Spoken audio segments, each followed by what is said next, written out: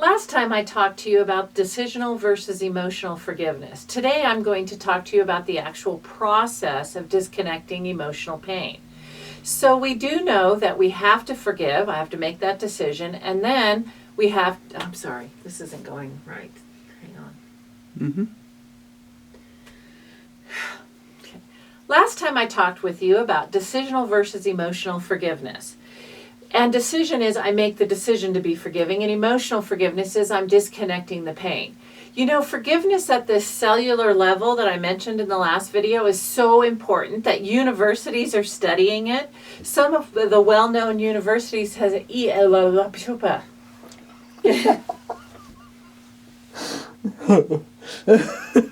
Sorry. No, you're not. Last time I talked to you about decisional forgiveness versus emotional forgiveness. Today I'm going to go into the process of emotional forgiveness. Emotional forgiveness is so important to our mental health, our spiritual health, and our emotional health that universities across the United States are studying it. Some well-known universities even have centers for forgiveness studies. Now, I don't know how they come to the conclusion that you can disconnect pain in a secular arena, but I do know how we do it in a spiritual arena. We have to identify a specific person who has done a specific thing and has caused us specific pain. So for example, we often in church have those altar calls, and somebody goes up and they might have had an abusive father. And they'll say something like, I choose to forgive my dad for being abusive and being mean. And they sort of stop there. And then they wonder why that didn't disconnect the pain.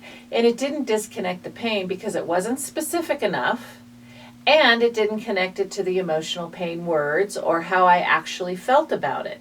So what you have to do is say something along the lines of, I choose to forgive my dad for yelling all the time, or possibly for beating my mom, or maybe he slammed you against a wall. So it's not just for being mean, but for the list of all the specific things you remember about the abuse. Then you have to attach emotional pain words to that. So you might say, well, how do I know what those are? I don't even understand emotional pain. Well, one way you could find out is you could Google a list of emotional pain words, or you could click on the link in our descriptor below and it'll bring up a sheet that has a list of emotional pain words. Now you're breaking your heart pain down into these specifics that were caused. When you do this, you have taken ownership of this bitterness that you have. You're saying, I am acknowledging that I have this. So you're acknowledging the pain that you have, and you're saying, I've got it. You cannot really give Jesus anything you haven't acknowledged that you have. So when you say, I acknowledge that my dad yelling at me caused me to feel this way, you're simply saying, I acknowledge I have that. The second part is you do have to take ownership of it. This is the part most people struggle with when I talk about it, but this is where you would say something like, I'm willing to pay for the emotional pain and consequences that my father caused me. Why do we have to pay? Well, I can't give Jesus anything I don't acknowledge I have. I can't give Jesus anything I haven't paid for myself. So I have to pay for it just like Jesus did, because sin has to be paid for, and Jesus asked us to do everything that he did. Besides, aren't you paying for it every day with that pain that you're feeling throughout your entire being at that cellular level?